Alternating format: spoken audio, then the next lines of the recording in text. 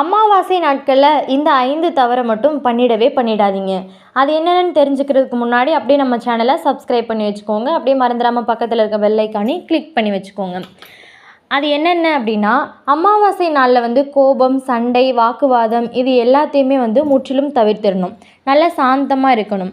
அந்த நாளில் பசியோட யார் உணவு கேட்டாலும் இல்லைன்னு சொல்லி திருப்பி அனுப்பக்கூடாது. முடிந்தவரை உணவு தானம் செய்யணும்.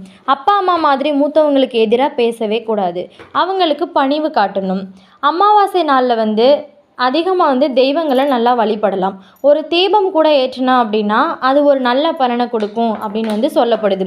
தேவையில்லாமல் கல்லறைகள், சுடுகாடுகள் இப்படிலாம் போகக்கூடாது. அது எல்லாமே தவிர்த்திடணும். இது ஆன்மீகத்துக்கு ஒரு நல்ல நாளை கெடுக்கிறதா சொல்லப்படுது.